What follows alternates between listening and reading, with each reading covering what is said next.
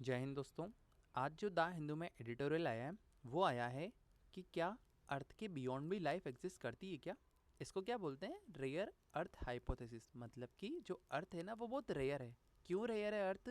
क्योंकि यहाँ पे लाइफ एग्जिस्ट करती है। हमने कैसा बात समझ में आ गई। तो सर हम थोड़ा कंटेक्स्ट वगैरह पढ़ते हैं कि बेसिक आइडिया क्या था यहाँ पे कि रेयर अर्थ हाइपोथेसिस का मतलब क्या होता है।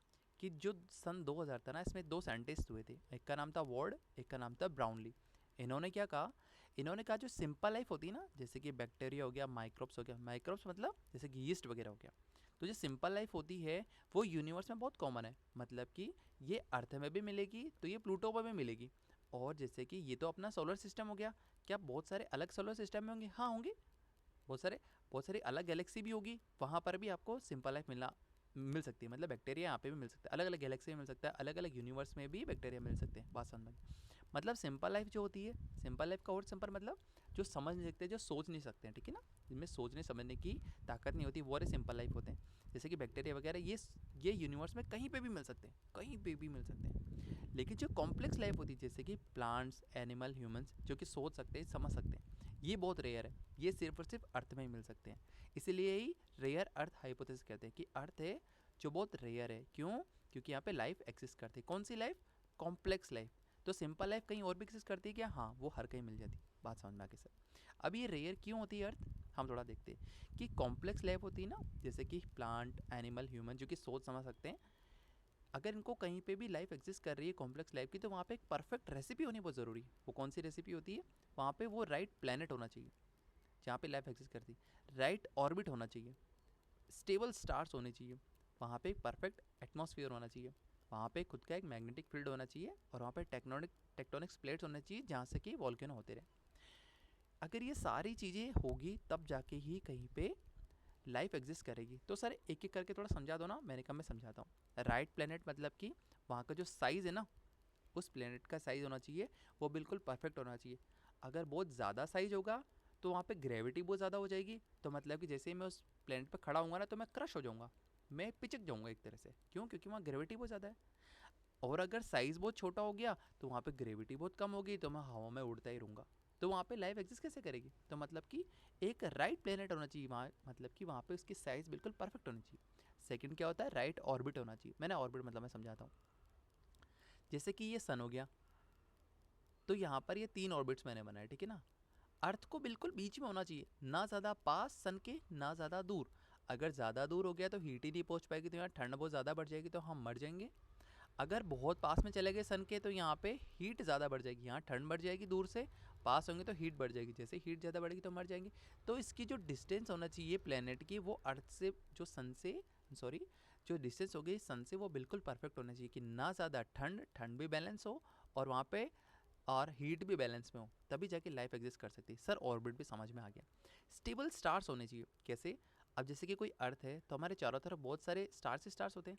अगर ये ब्लास्ट होंगे ना, जैसे कि आज 2 ब्लास्ट हो गए, कल 100 ब्लास्ट हो गए, परसों के दिन 1000 ब्लास्ट हो गए, अगर इतने सारे ब्लास्ट होंगे तो ये क्या करते हैं कि ये रेडिएशन को एमिट करते हैं। जैसे कोई स्टार फटता है ना, बहुत सारा रेडिएशन निकलता है, और ये रेडिएशन इतना ज़्यादा होगा, अगर रोजाना स्टार्स फटेंगे तो हमारे अर्थ का एटमॉस्फेयर को ख़त्म कर देंगे। वो रेडिएशन सीधे हमारे आके चुभने लग जाएंगे, तो हम भी मर जाएंगे, ठीक है।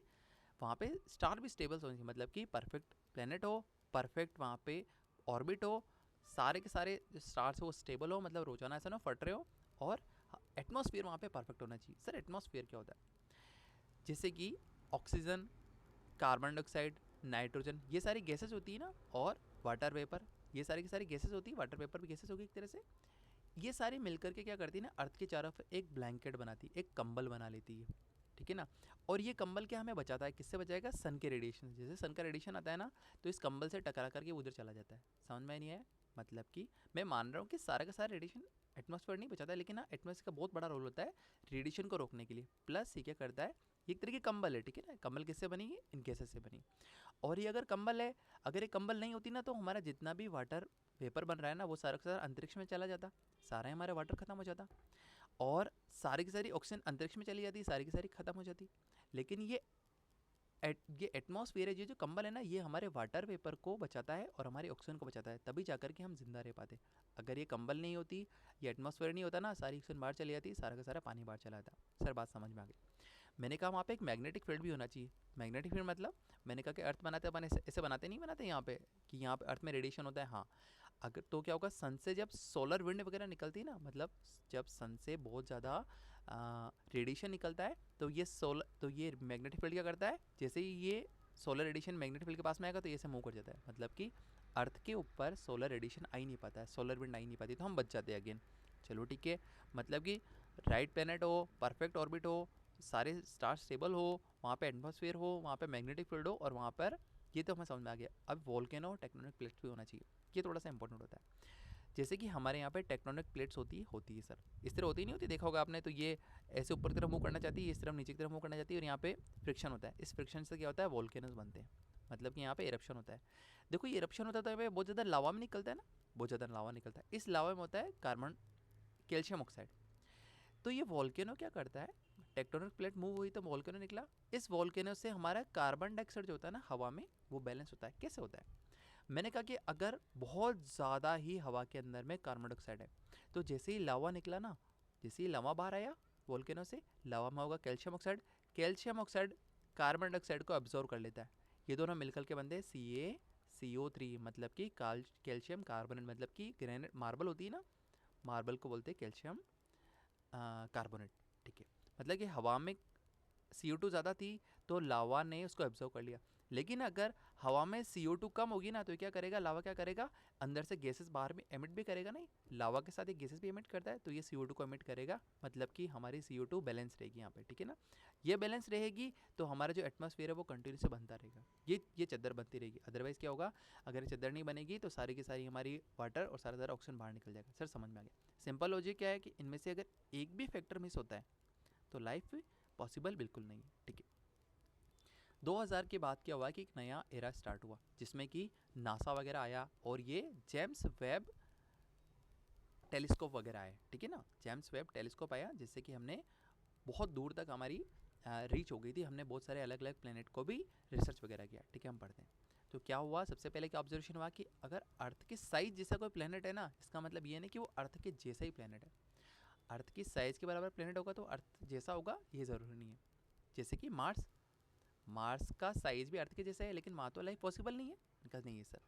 केपलर टेलीस्कोप था ना, उसने हज़ारों प्लेनेट को डिस्कवर किया, सही बात है, और करीबन 20% सन जैसे स्टार्स के पास अर्थ साइज प्लेनेट मिले। मतलब जैसे हमारा सन इतना बड़ा है तो यहाँ पर अर्थ इतनी छोटी, वैसे ही करीबन हमने जो बहुत ज़्यादा ऑब्जर्वेशन किया ना, तो हमारे 20% ऐसा सिस्टम मिला जिसमें सन भी इतना बड़ा है, और जितनी दूरी पे उतनी दूरी पे अर्थ जितना ही प्लेनेट मिला है।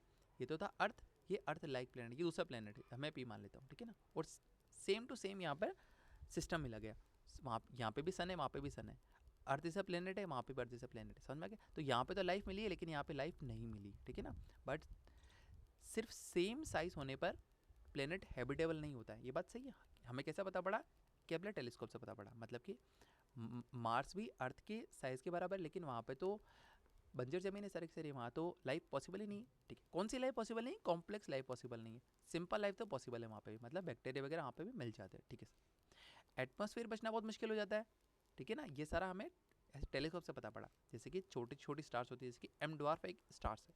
ठीक है ना, एम डॉर्फ एक स्टार है जिसके चारों तरफ भी बहुत सारे प्लेनेट घूमते रहते हैं। ठीक है ना, लेकिन यहाँ से बहुत ज़्यादा रेडिएशन निकलता है, यहाँ से रेडिएशन बहुत ज़्यादा निकलता है। और मैंने कहा था कि अगर रेडिएशन निकलेगा तो ये जो, अगर कोई बहुत बड़ा स्टार है, यहाँ से बहुत ज़्यादा रेडिएशन निकल रहा है, ठीक है ना, और कोई प्लेनेट पास में, तो ये रेडिएशन क्या करेगा, इसके सारे के सारे एटमॉस्फेयर को उड़ा के ले जाएगा। अर्थ को क्यों नहीं उड़ा पाता, क्योंकि अर्थ थोड़ी दूरी पे है, तो सारा का सारा रेडिएशन नहीं आ पाता है। और सन इतना ज़्यादा रेडिएशन नहीं निकालता है, लेकिन जो छोटे छोटे स्टार्स है ना, ये बहुत ज़्यादा रेडिएशन निकालते हैं। इससे क्या होता है, सारा एटमॉस्फेयर खत्म हो जाता है। एटमॉस्फेयर खत्म मतलब कंबल खत्म, तो अगर इसमें कोई पानी भी होगा तो वो भी सारा उड़ गया। अगर कुछ ऑक्सीजन बनी भी होगी बाई चांस, वो भी सारी उड़ गई। मतलब कि यहाँ पे लाइफ अगेन पॉसिबल नहीं है। वो रेडिएशन प्लेनेट के एटमॉस्फेयर को उड़ा देती है, जिससे कि पानी चला जाता है और लाइफ चली जाती है। बहुत बार क्या हुआ कि मैं फॉल्स ऑक्सीजन के सिग्नल में मिलते हैं। बहुत सारे प्लैनेट्स जैसे होंगे, कुछ ऐसे भी प्लैनेट्स होंगे, ऐसा भी सिस्टम होगा जैसे कि यहाँ सन है, यहाँ प्लैनेट, यहाँ कोई प्लैनेट है, अर्थ जैसा प्लैनेट है, और यहाँ पे हमें ऑक्सीजन का सिग्नल में मिलता है, लेकिन ये फॉल्स सिग्नल होता है। फॉल्स सिग्नल मतलब यहाँ पे एक्चुअली कोई केमिकल रिएक्शन हुई होगी, और उस केमिकल रिएक्शन का प्रोडक्ट में ऑक्सीजन निकली होगी। ठीक है ना, जैसे अर्थ में ऑक्सीजन बहुत ज़्यादा है, वैसे वहाँ पे ऑक्सीजन बहुत ज़्यादा नहीं है, लेकिन एक कोई केमिकल रिएक्शन हुई होगी जिसमें कोई प्रोडक्ट ऑक्सीजन बना होगा, तो एक फॉल्स सिग्नल होता है। ठीक है, कुछ लकी प्लैनेट्स होते हैं जो कि अपना एटमॉस्फेयर बिलियंस ईयर तक होल्ड कर पाते हैं, जैसे कि अर्थ, ठीक है। और बाद में क्या है, जेम्स वेब टेलीस्कोप भी आया, ठीक है ना, ये और दूर तक देख सकता था केपलर से भी, ठीक है। जैसे हमारा सोलर सिस्टम वैसे एक ट्रांसपिट वन सिस्टम भी होता है, ठीक है ना, जिसमें कि सन होगा और बहुत सारे इसमें भी प्लैनेट्स वगैरह होते हैं। तो इसमें वन सी प्लैनेट के नाम, जैसे अर्थ और मार्स होता है, वैसे वहाँ वन बी और वन सी प्लैनेट के नाम है, वहाँ पे स्टडी हुई। लेकिन यहाँ पे भी हमें एटमॉस्फेयर थिक नहीं मिला, थोड़ा जाड़ा, मतलब कि जितनी कंबल की अपन को थिकनेस चाहिए थी उतना अगेन हमें वहाँ पर एटमॉस्फेयर नहीं मिला। जैसे एटमॉस्फेयर थिक नहीं होगा ना, तो क्या होगा, अगर यहाँ पे बाई चांस वाटर बना होगा तो सारा उड़ गया होगा अंतरिक्ष में, अगर ऑक्सीजन बना होगा तो अगेन सारा उड़ गया होगा, मतलब यहाँ पे भी हैबिटेबल नहीं है, मतलब यहाँ पे लाइफ पॉसिबल नहीं हो सकती। अर्थ का साइज अगर है किसी प्लेनेट का, इसका मतलब ये नहीं कि वहाँ पे लाइफ पॉसिबल होगी, ठीक है। क्लाइमेट स्टेबिलिटी प्लेट टेक्टोनिक्स की बात करते हैं, ठीक है ना। अर्थ का टेक्टोनिक सिस्टम होता है जो कि कार्बन डाइऑक्साइड को रिसाइकल करता है, मैंने बताया था ना। जैसे कि अगर बहुत ज़्यादा एटमॉस्फेयर में कार्बन डाइऑक्साइड है तो इसका लावा निकलेगा, तो उसमें CO कैल्शियम ऑक्साइड होगा, तो इस हवा की CO2 को एब्जॉर्ब कर लेगा और लास्ट में कैल्शियम कार्बोनेट बन जाएगा, मतलब कि ये हवा की कार्बन डाइऑक्साइड को एब्जॉर्ब कर लेगा। अदरवाइज अगर हवा में कार्बन डाइऑक्साइड कम होगी तो ये कुछ गैसेस भी तो एमिट करेगा ना, तो वहाँ पे ये CO2 को एमिट करता रहेगा और हवा में CO2 के बैलेंस को बनाए रखेगा, ठीक है ना। इससे क्या होता है, टेम्परेचर स्टेबल रहता है, सही बात है। जैसे कि वीनस और मार्स में टेक्टोनिक है ही नहीं, तो या तो वो बहुत ज़्यादा गर्म है या फिर वो बहुत ज़्यादा ठंडा है, जैसे कि वीनस बहुत ज़्यादा गर्म है और मार्स बहुत ज़्यादा ठंडा है, ठीक है। टेक्टोनिक्स हेल्पफुल होता है पर ज़रूरी कंडीशन नहीं है, ठीक है ना। अगर CO2 को हम किसी और तरीके से भी बना सकते हैं, चलो ठीक है, बात समझ में। रोल ऑफ जायंट प्लैनेट, जैसे कि जुपिटर। पहले हम सोचते थे कि जुपिटर है ना, अर्थ को एस्टेरॉइड के इम्पैक्ट से बचाता है। सर मतलब समझ में नहीं आया। जैसे कि आपने पढ़ा होगा कि मवेम जेसून, मैं से याद करता हूँ, ठीक है ना। जैसे कि यहाँ पे अर्थ है और ये जुपिटर है, मरकरी, वीनस, अर्थ, मार्स, फिर ये एस्टेरॉइड बेल्ट आती है सर, फिर आता है जुपिटर, सैटर्न, यूरेनस और नेपच्यून। तो हम क्या सोचते थे कि ये जुपिटर है ना, ये हमें बचाता है इस एस्टेरॉइड बेल्ट से। क्यों? क्योंकि यहाँ पे ये बहुत बड़ा है, इसके साइज बहुत बड़ा है, तो क्या ये सारे के सारे एस्टेरॉइड को अपने पास में बुला लेता है, मतलब कि अर्थ की तरफ एक भी एस्टेरॉइड नहीं आता है, अर्थ बची रह जाती है। समझ में आया? लेकिन ऐसा नहीं होता है, अब नई स्टडी से पता पड़ा है कि ये कभी कभी प्रोटेक्ट करता है और कभी कभी खुद ही एस्टेरॉइड को भेज देता है। तो जुपिटर हेल्पफुल हो सकता है पर गारंटी नहीं है कि हाँ कि किसी भी प्लैनेट को बचाएगा, ठीक है, बात समझ में आ गई। करंट अंडरस्टैंडिंग, अभी की हमारी क्या अंडरस्टैंडिंग है कि अर्थ की साइज़ का बहुत सारे प्लैनेट है क्या यूनिवर्स में? हाँ है, बहुत सारे हैं, लेकिन वहाँ पे स्टेबल एटमॉस्फेयर है क्या? नहीं, स्टेबल एटमॉस्फेयर नहीं है भाई। कहाँ पे हमने देखा कि बहुत बहुत ही जो एटमॉस्फेयर है उसकी थिकनेस बहुत कम है, ठीक है ना। थिकनेस कम है तो क्या होगा, सारे के सारे बेटर वाटर जो है वो वेपर बन के उड़ जाएगा, और अगर ऑक्सीजन होगी तो वो सारी की सारी हवा में उड़ जाएगी, ठीक है। मतलब कि वो उसके एटमॉस्फेयर को छोड़ करके अंतरिक्ष में चली जाएगी, तो वहाँ पे कुछ बचा ही नहीं, ठीक है। वहाँ पे क्लाइमेट कंट्रोल हो सकता है क्या? बहुत मुश्किल है। क्यों? वहाँ पे वोल्केनो हो नहीं हो, टेक्टोनिक प्लेट हो नहीं हो, तो भरोसा नहीं है वहाँ पे, ठीक है। कॉम्प्लेक्स लाइफ तो बहुत ही रेयर है, मतलब कि प्लांट, एनिमल हो या ह्यूमन हो, ये तो बहुत ही मुश्किल है। लेकिन माइक्रोबियल लाइफ जैसे कि बैक्टीरिया, यीस्ट वगैरह, हाँ ये पॉसिबल है, ये वहाँ पे लाइफ हो सकती है, ठीक है ना। ये अभी तक हमें समझ में आया। कैसे समझ में आया? हमने टेलीस्कोप से देख के पता लगा, ठीक है। लाइफ बनाना आसान है लेकिन उसे संभालना बहुत मुश्किल है, सही बात है, क्योंकि उसके लिए परफेक्ट वो रेसिपी चाहिए, प्लेनेट होना चाहिए, परफेक्ट होना चाहिए, ऑर्बिट होना चाहिए, एटमॉस्फेयर होना चाहिए, वहाँ पे टेक्टोनिक प्लेट्स होने चाहिए, वो सारे अपन ने देखे थे ऊपर, ठीक है। फ्यूचर में क्या बदल सकता है, ठीक है ना। अगर हमें कभी मिलता है क्या चीज़, अगर हमें 3 चीज़ें मिलती है, अगर जैसे कि स्टेबल एटमॉस्फेयर मिला और वहाँ पे वाटर मिला हमें, या फिर हमें क्लाइमेट कंट्रोल मिला, जैसे कि टेक्टोनिक्स जैसा कोई सिस्टम हो वहाँ पे, जैसे कि एटमॉस्फेयर वगैरह कंट्रोल रहते हैं, वहाँ पे कार्बन डाइऑक्साइड कंट्रोल रहती है। थर्ड क्या हो जाएगा, अगर लाइफ के डायरेक्ट साइन मिलते हैं, ठीक है, तो हाँ हमें कह सकते हैं कि रेयर अर्थ हाइपोथेसिस को हमें वापस पढ़ना पड़ेगा। मतलब कि अर्थ बहुत रेयर है, क्यों? क्योंकि यहाँ पे लाइफ है, ये वाली हाइपोथेसिस फिर खत्म हो जाएगी। क्यों? क्योंकि अगर ये तीनों चीज़ें अगर बाहर मिल रही है किसी प्लेनेट पे, तो वहाँ पे भी लाइफ एग्जिस्ट कर सकती है। तो अर्थ को रेयर करना फिर तो गलत होगा यहाँ पे, ठीक है। समरी क्या हो जाएगी यहाँ पे कि लाइफ,